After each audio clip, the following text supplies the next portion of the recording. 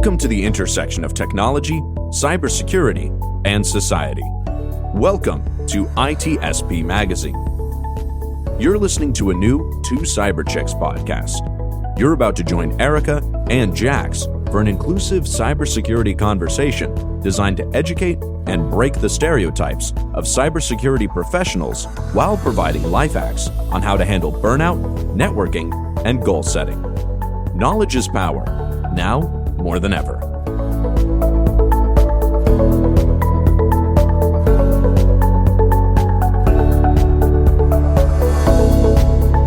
Welcome back, fam. Today's episode is a really great one. We are joined by Elizabeth Lotardo, one of my dearest friends. Elizabeth has had an incredible career journey, and I'm super excited for our listeners to hear more about it today. Elizabeth is a VP of Client Services. She's a consultant, a LinkedIn learning instructor, a mentor, and an author. Thank you for joining us today. I would love to kick things off today with just letting our audience learn a little bit more about you and how your journey has led you to where you are today. Well, thanks for having me. I'm so excited to be on the show. I'm a longtime listener, so this feels like a cool meta moment.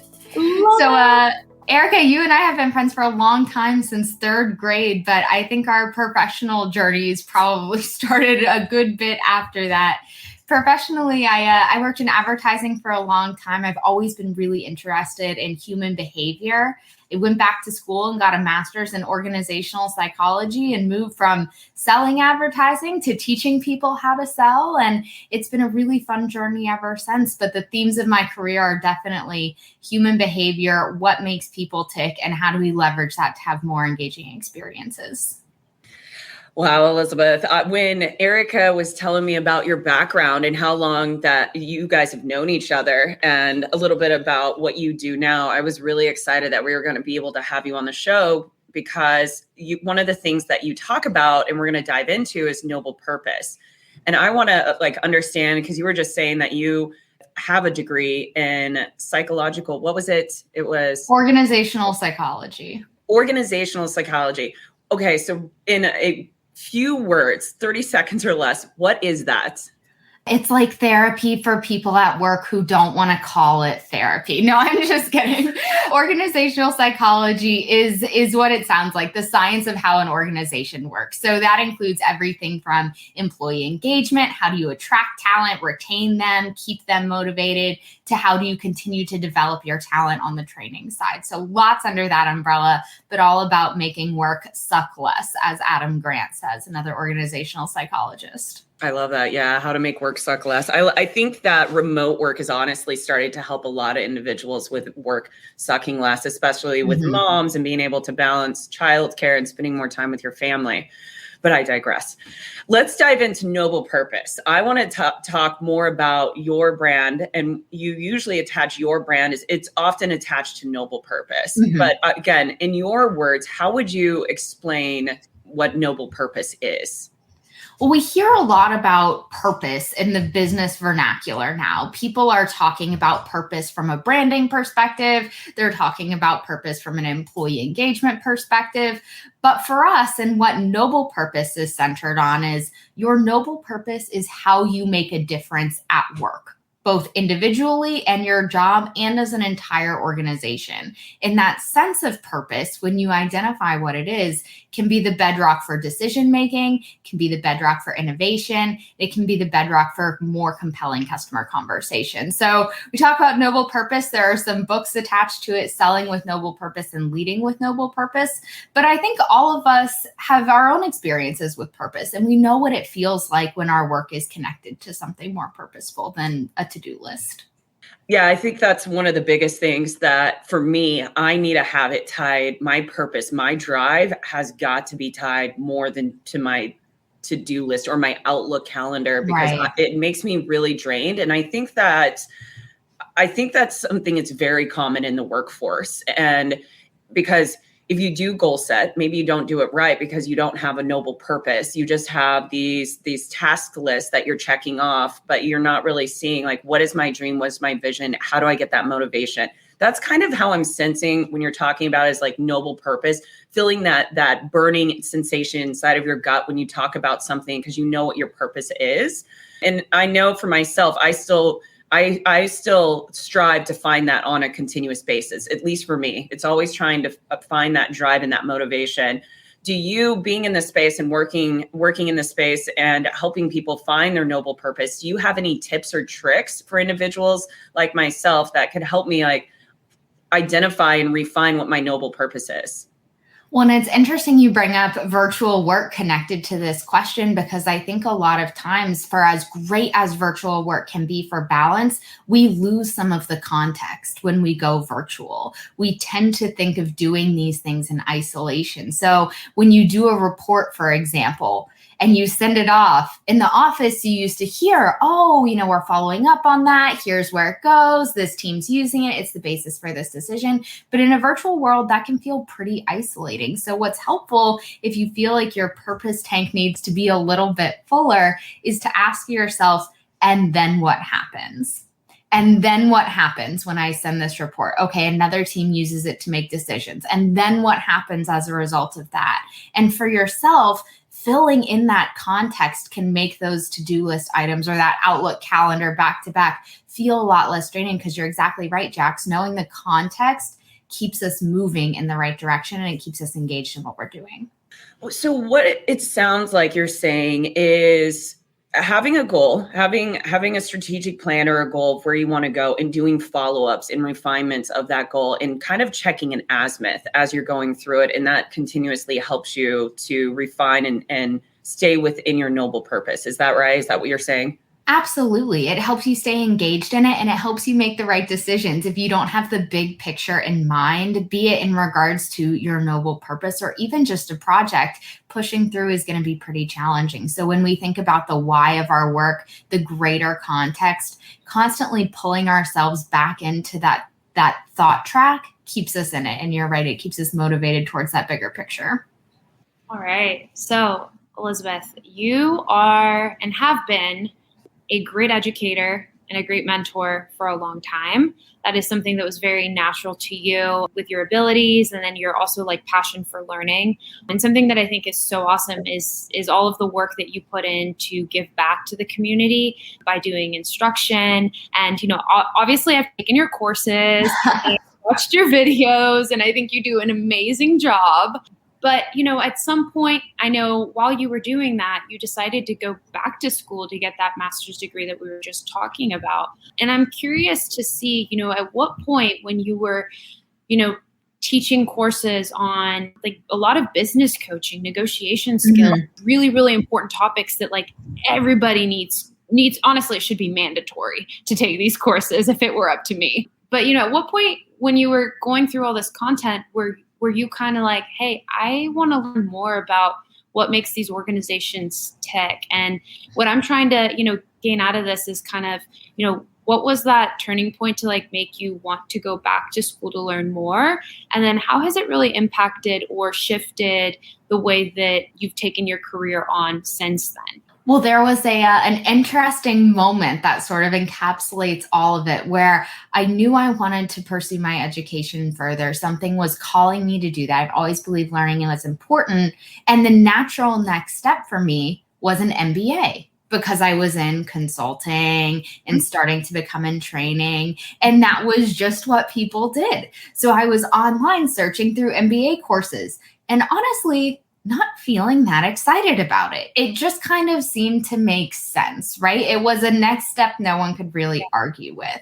But the courses, to me, didn't sound that engaging. I didn't want to go deeper on things like finance or logistics or things that weren't that compelling to me. I'm certainly glad they're compelling to some people because we need those, but it just wasn't for me. So I decided to double click on my interest in the human behavior part of it and do something a little bit more niche. And that was, instead of a master's in business administration, a master's in organizational psychology. And I feel like that helped me sink my teeth into the behavioral element of organizations in a way that an MBA might not have. And that first one was always my bent towards the people side. I love that answer. How do you feel like it's impacted the way that you work now? I know that, obviously communication is a given. You have further understanding, but talk to me a little bit about like any kind of shifts that you've made or that you've become self-aware of that you weren't before.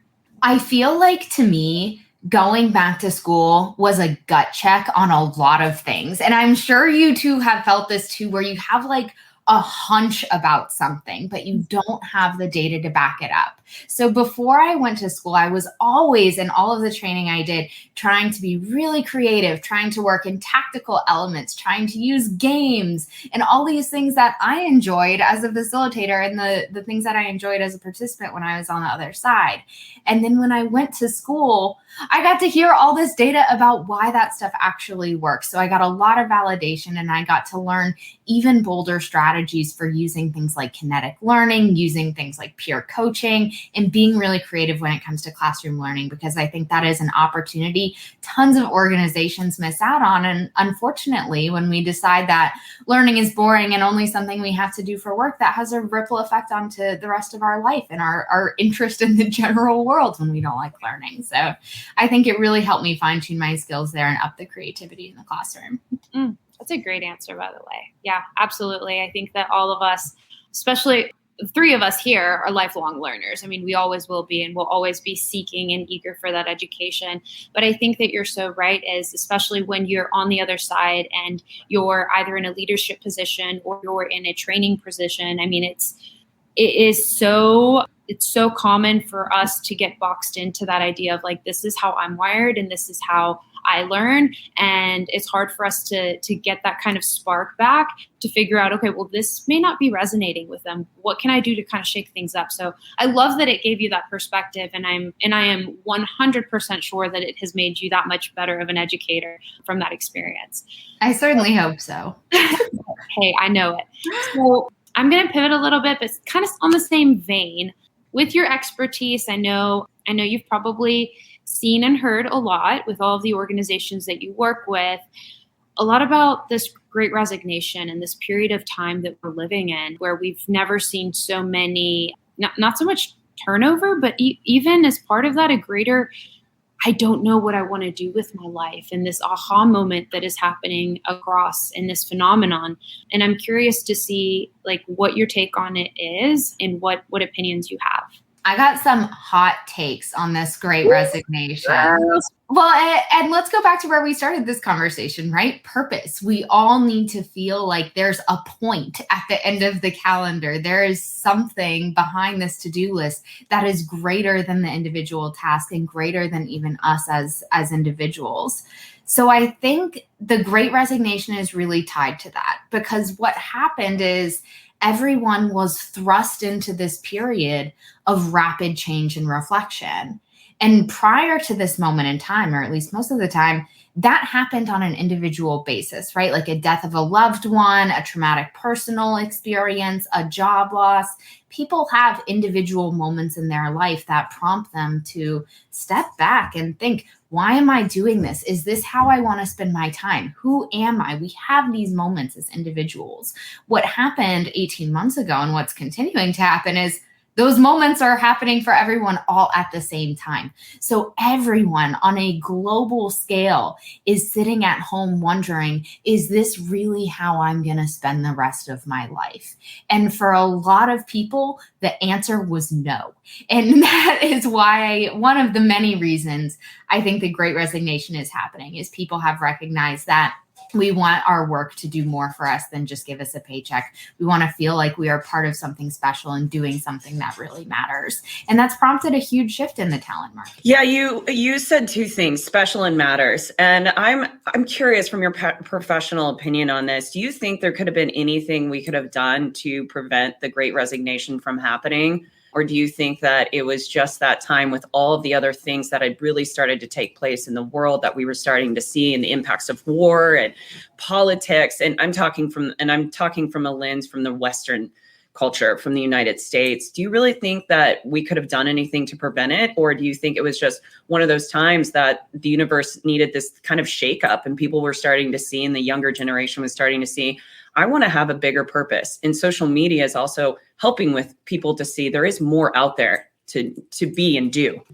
I definitely agree with you. I think some of this was inevitable just in the arc of the universe. But I think what COVID did was expedite a lot of things that would have happened eventually, like the shift to remote work, being more aware of our buying power as consumers when we talk about purpose-driven brands, expecting more of our employers, both from a compensation perspective and that emotional fulfillment perspective. So some of it is inevitable, of course. But what we have seen, and what's really interesting to dive into from a research perspective, is the organizations who went into the pandemic with great engagement and how they were able to sustain that. So I think the organizations that had won the hearts and minds of their teams prior to this moment, the organizations that were making sure they were contextualizing the work, people were feeling the meaning, those organizations were able to hold on to their teams in a way that most organizations were not over the last 18 months. Yeah, and to highlight on some of those organizations, we saw, and it was a lot from what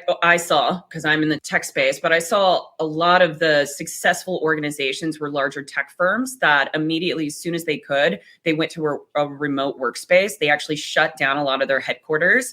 And then some of them still maintain their corporate facilities to allow hybrid in certain areas like Silicon Valley and some of the DC areas out here, but all of the exterior or companies that were in like the suburbs, they all shut down, and they wanted to give their employees the same level of benefits, if not more, by providing them some therapy, online therapy. So they started, providing more things for their benefits, more perks, wellness perks. And so I started seeing that. But what I saw, like for myself, because I relaunched my own company, and for myself and some other individuals, I saw that, and you mentioned this earlier about there never being a never end to the calendar. And so I'm curious your thoughts around, because I have my own kind of thinking around this, and it's a hard challenge for me still to be able to provide a noble purpose for my employees for myself and my work life. And it is sometimes unbalanced. I do